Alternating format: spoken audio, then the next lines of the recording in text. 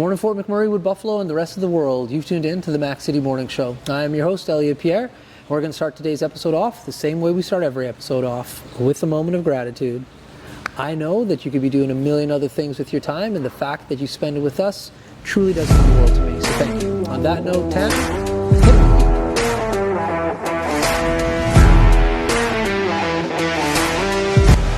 How's it going, you guys? It's Jake White, JJW. Coming at you from Norrell Toyota in Fort McMurray. Just wanted to say hi and come on down, check the place out. Hi, my name's Richard. I'm the service manager here at Norrell Toyota. Hi there, I'm Adam. I'm here at Norrell Toyota. I'm a product advisor. Hi, I'm Cass. I'm the appointment coordinator. Happy to help you. Hey, it's Keith Simpson here. I'm the general manager of Norrell Toyota, soon to be Fort McMurray Toyota. Pretty excited for our new dealership. As you've seen, you met all my staff. These guys are all my family. We're here to take care of you. Come on down and be part of our family. And we are back. Big shout out to Norrell Toyota, our title sponsor for today's episode. We really do appreciate your ongoing support. As everybody at home knows, I do not introduce my guests because they can do a better job at that than myself. So can you please tell everybody at home who you are and what you're about? Hi, I'm Hannah Redden and I'm with the Hanging Stone Climbing Company. We are Fort McMurray's first and only bouldering gym, a type of rock climbing that does not have any harnesses, which makes it a lot more accessible for families and young children as we have no weight limits and it's a lot easier to learn. Oh, I did not know that. Yes, sir. That is so interesting because in my head, I figured everybody would have a harness on. No, here with bouldering, we have all these fantastic crash pads. So whenever people come in, we give them an orientation so they can learn about the gym and a fall test so that they know how to safely fall from any height on this wall. That's cool. And so explain the difference between bouldering and rock climbing to me, because I have no idea what the So I think what you're thinking of is bouldering versus top rope. So with top rope, you're always having a harness on and you're either using a belay, an auto belay, or you're with a belayer. So somebody who has tied the rope on for you and they're the ones holding you up. Right. So we do love that. That's what we have at McDonald Island. And if you're going to go out in the real rock climbing mountains, that's probably what you're going to be doing. Yeah. But with bouldering, you'll see that since there's no ropes, we just climb up to the top and then we come back down. Wild. Okay. And how did you get into this? I have been climbing since pretty much ever since I can remember. My father introduced it to me as soon as the wall at Mac Island was built, and I've loved it ever since. Okay, so you're born and raised here in Fort McMurray? I am indeed. Really? Okay. Now, obviously we've met before, so I kind of know the answer to this question. Where did you go to high school? I was actually homeschooled. There we go. I set that up perfectly. I want to hear about that. So you were homeschooled. Did you have siblings? How did that all work? So I do have one sibling. Okay. He is most fantastic, and he chose not to be homeschooled. He went to Father Merck. He graduated from there, loved it. Yeah. And I just chose to stay at home where I could do my studies and then hop on over to Mac Island, do some rock climbing. Yeah. And I've always loved it, and I loved the schedule that it was able to give me so I could have a little bit more free time to... I was always a very physical child, so being able to run around instead of sitting around in a classroom was very advantageous for me. Yeah, over the last few years, we've interviewed a lot of people who have had different type of schoolings from Merck, Comp, some at I used to call it Second Chance. And it's interesting, the different learning styles, and there's online learning now for a lot of kids too. Yes. So with the learning styles, it definitely does allow for you to just excel at what you need to excel at. Absolutely. How and where. I think that it is so helpful for children, because especially with these enormous class sizes that we're seeing in schools nowadays, just because there's so many kids and not very many teachers, a lot of kids aren't able to learn in their best learning style. And for me, homeschooling and online learning was really able to help me grow into the person that I needed to be without restricting me to those 8-hour days where I had to, stay there, be quiet, and learn amongst so many other children when I would get just so overstimulated with it. And I like the one thing you said in regards to you were physical, you needed to move. Yes. And that would be challenging if you needed to sit down for that 45 and then only get to move to the next class and have to sit again.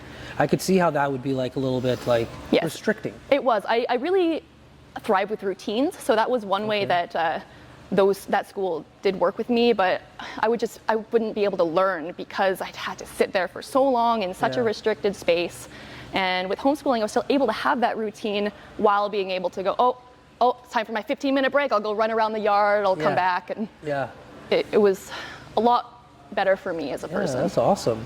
So you were saying your dad introduced you to rock climbing. Yes. So is he still involved in rock climbing? Does he still like to do it? He is. He actually just brand new pair of shoes so he could climb on this wall. He was in here just the other day crushing it. Really? And my mom's actually gotten involved with it as well. She'd never shown too much of an interest, but as soon as we opened this, she was like, guess it's my time to shine. Yeah, that's sweet. So where are your parents from? My father's from BC and my mom was born in Calgary. Okay.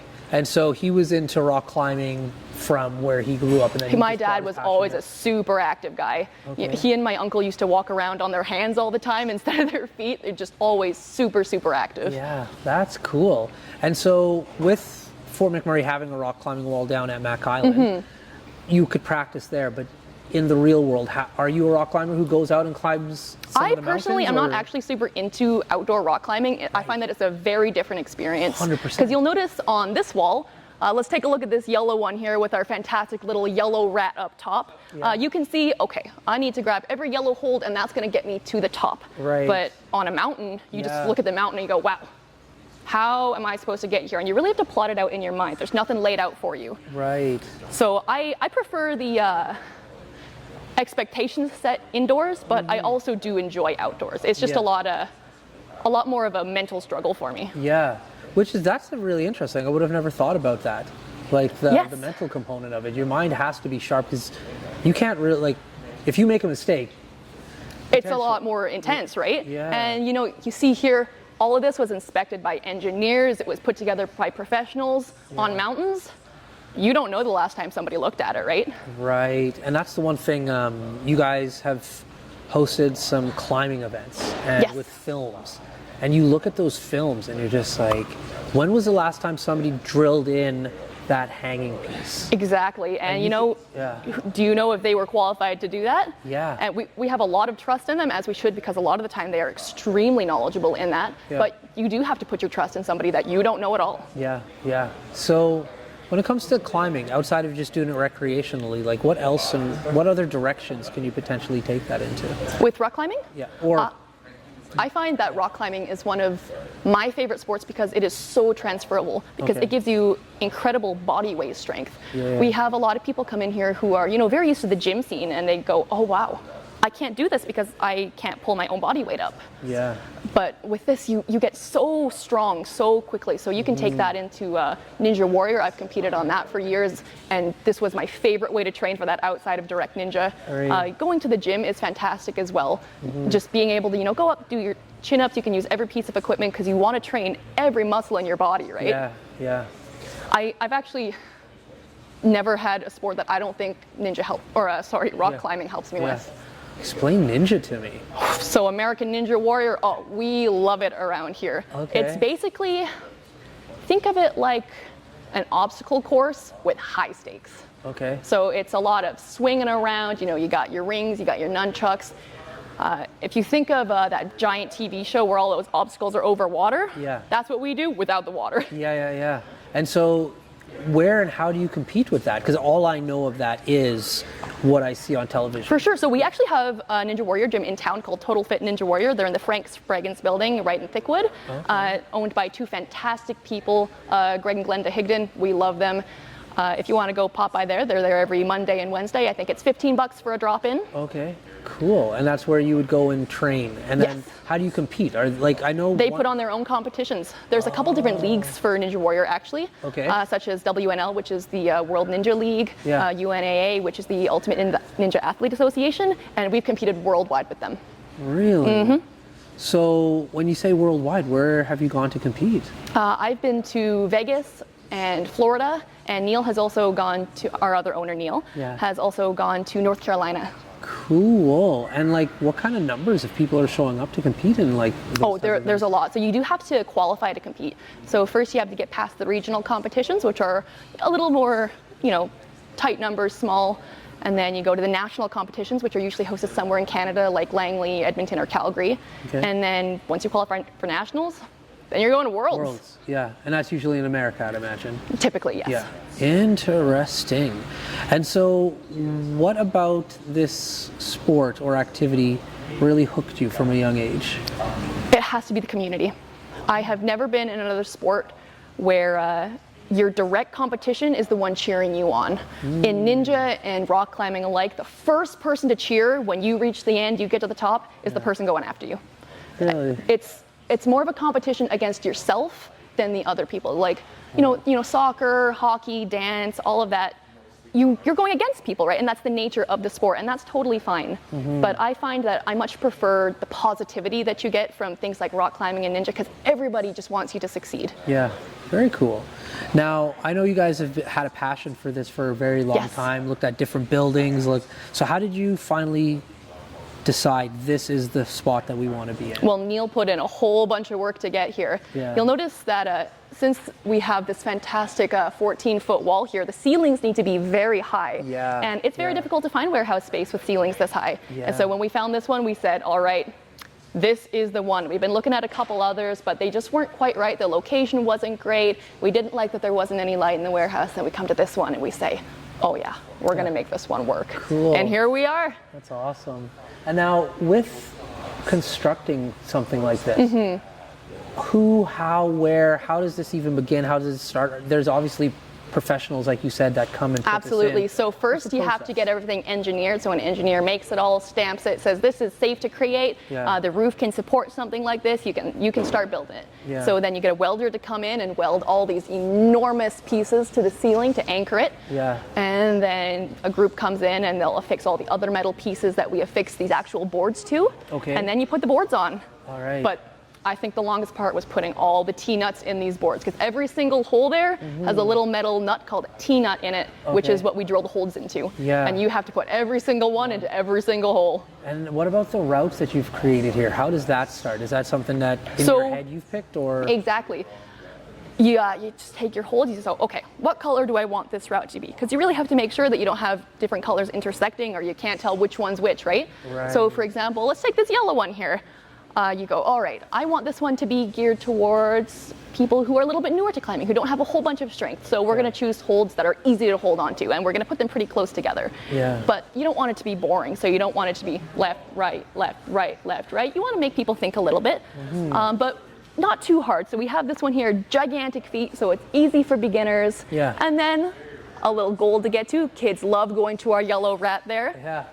And then you can also practice just a little bit of a crimp with those small jugs, and then you get to the top. Right. But let's say you want to try something really stupid. Yeah. I don't know if you can see this black one in the camera here, but it's basically a 4-hold route. Yeah. You start on those ones there, and you do something called a dyno, which is basically jumping through the air with your whole body, Yeah. starting from your hands, that one to that one, and then you stand up on those holds and reach the top. Cool. And that one, certainly not for beginners. It takes a lot more thought to get something so dynamic in there. Right.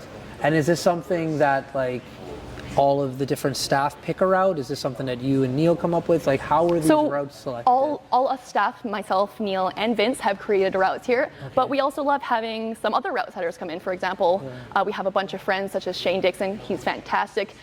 He created this red route here, which is crazy to do. Yeah. We love having friends come in because every route setter has a little bit of their own style. So you can usually tell who's created each route. And you don't want somebody to look at them and go, okay, well this one, and this one are all kind of the same. You want that great variety, which comes from having so many different route setters. Yeah. And because how you've set this up, you can always take a route down, put new ones. So it's always evolving. Yeah, so we're hoping to do a lot of new route setting every month. We're going to be taking down parts of this wall, usually about 1.5 faces, and completely redoing it. And then Fun. that one will stay up for about a month, and we'll do this face and this face. Yeah. But in between that time, we'll usually be putting up 1 or 2 new routes, just kind of sneaky before the set. For example, this purple one here is pretty new. We put that one up without anybody seeing. Yeah. That's awesome. And so if people are coming to climb, that keeps it fresh. Exactly, every time they right? come. Because if you've done every route on this wall, you come and you go, oh, Yeah. what next? I've already done it. That's And you know, right. people can actually create their own. Yeah. For example, you see this yellow one, you go, oh, Yeah. this easy. one is so boring. How about I don't use my feet this time? That's called Right. campusing. Very different experience. What's it called? It's called campusing. Not using your feet, just Not using your feet. that's wild. Like I don't have I watch the movies. I don't have the finger strength. It is incredible what people are able to do. We've got Unreal.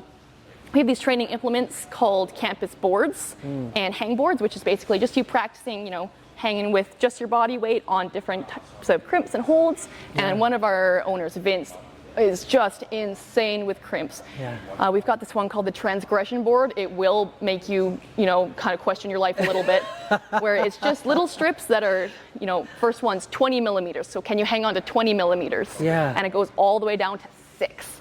You're basically hanging on to like a penny. Oh, and have you ever seen anybody with chin up on 6 millimeters? No. That's Vince. Wild. He's here, yeah? He is. I'm going to have to see that before I leave. I think you should. He Yeah, can I also do a will. one-arm chin-up if that's something you're interested in Yeah, seeing. very much. Because I like chin-ups. I can do them and pull-ups and stuff. But like one arm? One arm is something most people will never be able to accomplish. It takes No. an intense amount of training. No doubt. So they can't see this on the camera, but there's another wall over there. What's that represent? What's that for? Because it's not as tall. It's not as tall.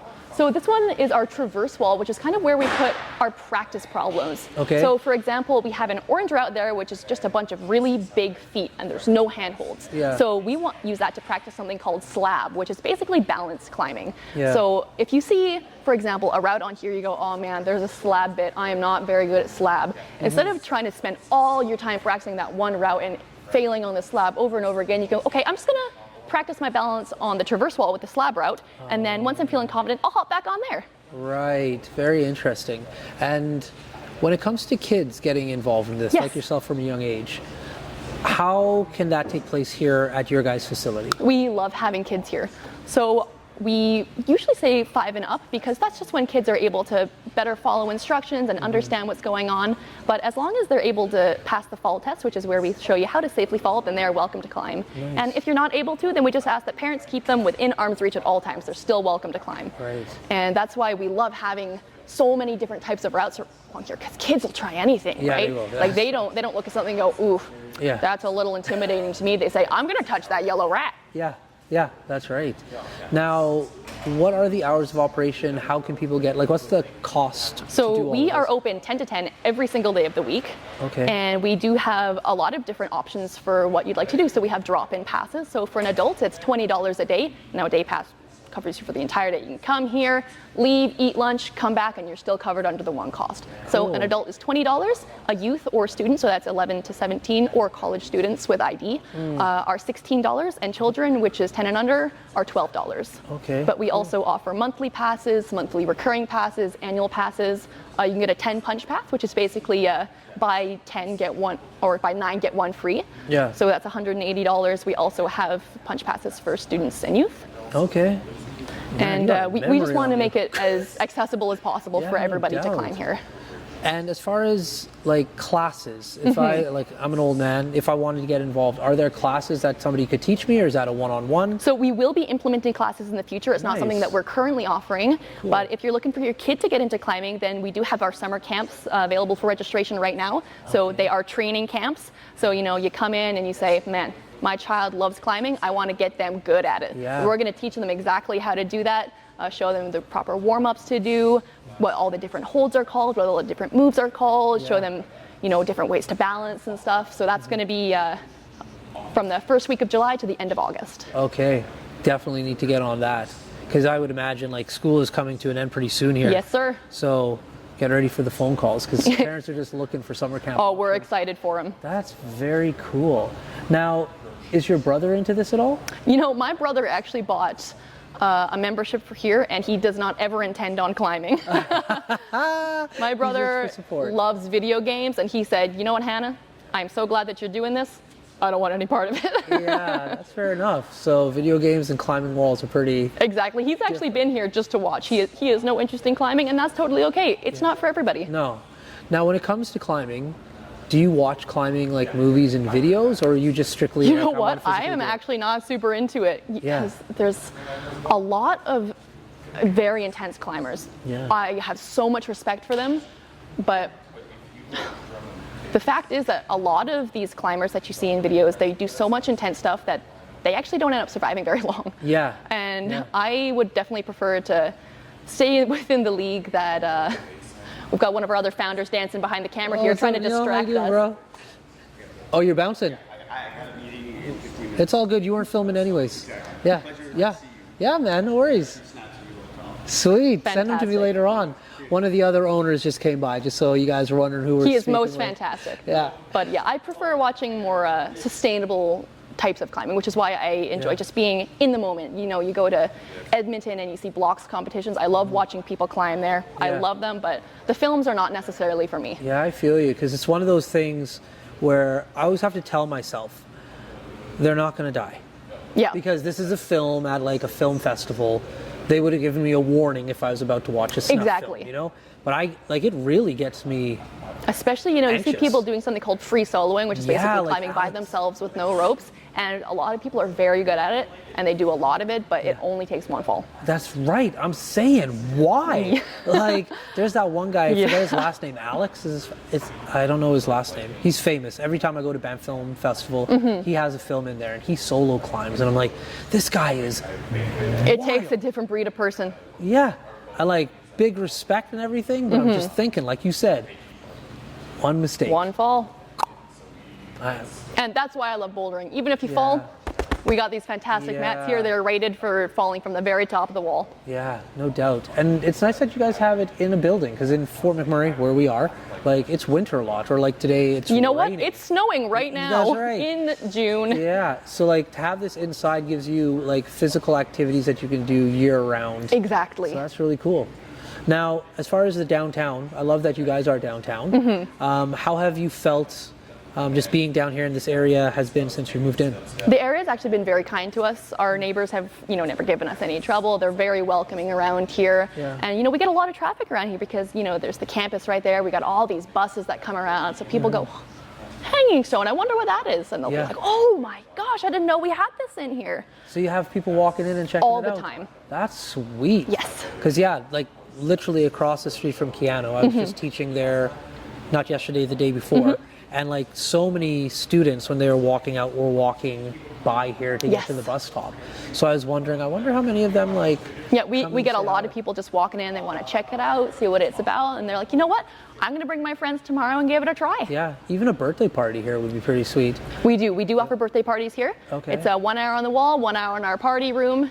And it does also give one instructor for every party, so kids can safely learn how to climb, kind of see Right. what's up with this whole thing. Yeah, very cool. And you were saying like today there's a group coming in. Is that There a party is. or is that a It's a class? birthday party, absolutely. Oh man, I got bad news. Tanner just tapped his watch, so that means we're out of time.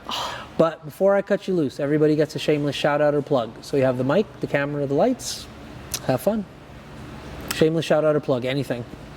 I know. Man, you know what? I know that I've already talked to them, but Total Fit Ninja Warrior has been absolutely fantastic to us. If anybody wants to go check them out, please do. They're on Frank Spraggins building in Thickwood. They are absolutely fantastic. Mondays and Wednesdays, they host for 5 and up as well. There we go. Awesome. Well, Fort McMurray, Wood Buffalo, the rest of the world, that's been another episode of the Mac City Morning Show.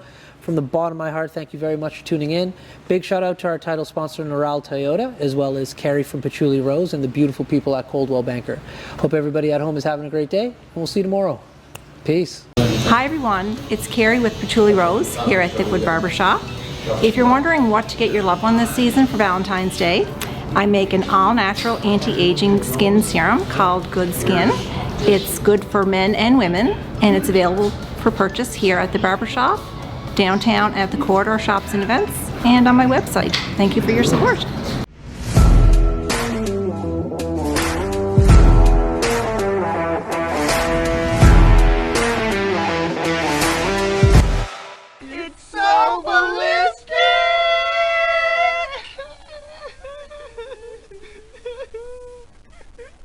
Talk about quenching your ugly thirst.